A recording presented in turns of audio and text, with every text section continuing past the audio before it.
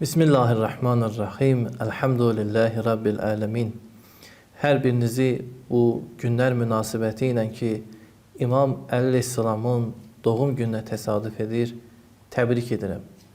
Bildiyiniz kimi, İmam Əleyhisselam Rəcəb ayının 13-cü günü dünyaya gəlmiş və öz gəlişi ilə dünyanı nurlandırmışdı. İmam Əleyhisselam barəsində olduqca geniş, ətraflı müzakirə etmək olar və bu barədə çox saylı tarix, hədis və sair mənbələr mövcuddur. Ərəblər arasında ən çox məşhur olan bildiyiniz kimi ləqəblərdir. Ləqəb bir insanın ictimai, fərdi şəxsiyyətinin göstəricisidir. Heç şübhəsiz İmam Əleyhisselam o insanlardandır ki, onun çox saylı ləqəbləri vardır. Bu ləqəblər olduqca genişdir. Məsələn, Əsədullah, Yədullah, Bəhrül Ulum, Əmirəl Müminin və s. Lakin təəssüf olsun ki, o həzrətin ləqəbləri özü kimi məzlum olub. Bəzi insanlar o həzrətin ləqəblərini də mənimsəməyə çalışmışlar. Amma bir insanda o müəyyən bir xüsusiyyət, özəlliyi yoxdursa, ona hər nə qədər üstün ləqəb deyilsə, bu onun üstünlüyünü deyil, heç şübhəsiz zəifliyini, azğınlığını və eyni zamanda əxlaqi cəhətdən zəifliyinin göstəricisidir. Biz İslam tarixinə, hədislərə müraciət edəndə görürük ki, Əleyhisselamın məşhur ləqəblərindən biri də Zul-Nureyn ləqəbidir. Zul-Nureyn iki nur sahibi mənası verir.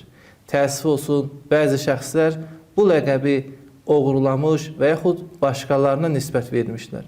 Dediyimiz kimi Zul-Nureyn, yəni iki nur sahibi. Heç şübhəsiz iki nur Həzrəti Əmirəl Müminin övladları olan İmam Həsən və İmam Hüseyndir. Necə ki, Allah Rəsulu İmam Həsən və İmam Hüseyn əleyhissalam barəsində buyurmuşdular ki, İmam Həsən və İmam Hüseyn hər ikisi cənnət cavanlarının seyyididir.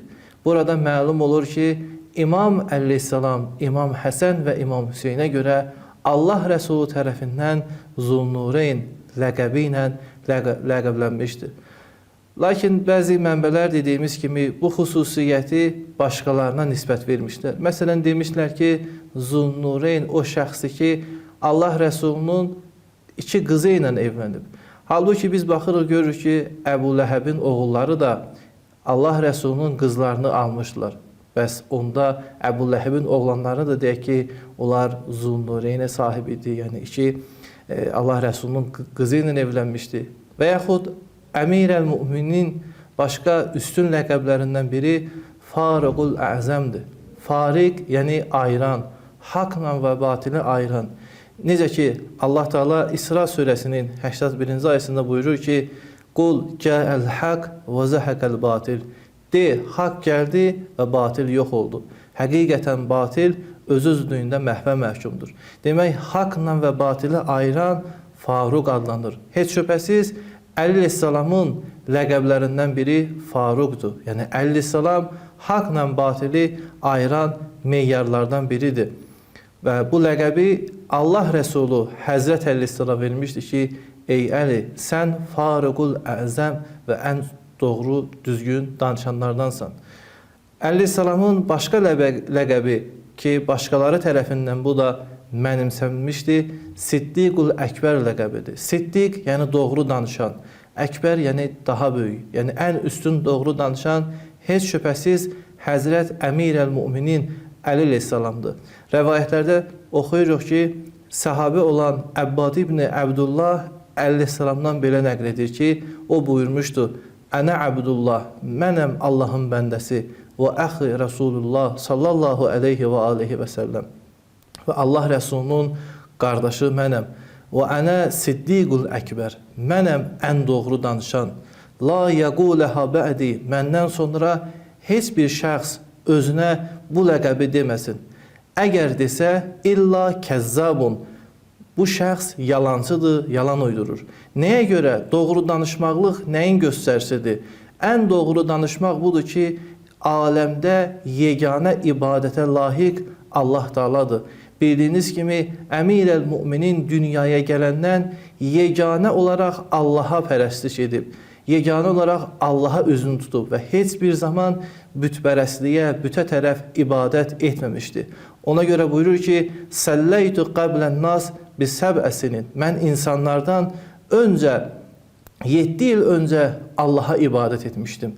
Bir formada ki, bir insan yalnız deyir ki, mənim məbudum Allahdır, bu təbii olaraq ən doğru danışan və düzgün danışandır. Sonuncu ləqəb ki, yenə bu da başqaları tərəfindən təəssüf olsun ki, mənimsənmişdir, Seyfullah ləqəbidir. Seyf, qılınc deməkdir, Seyfullah, Allahın qılıncı, yəni Allahın qüdrətinin təcəllası. Heç şübhəsiz, bu ləqəb də Həzrət Əli ibn Əbi Talibin ləqəbidir. Bildiyiniz kimi, Ühud döyüşündə və digər döyüşlərdə Əli əleyhissalam Allah Rəsulunun yanında İslam dinini, Allah Rəsulunun gətirdiyi dini müdafiə etmiş və bu zaman Cəbrail Allah tərəfindən nida etmiş və belə demişdi. La seyfə illa Zülfiqar, la fəta illa Ali.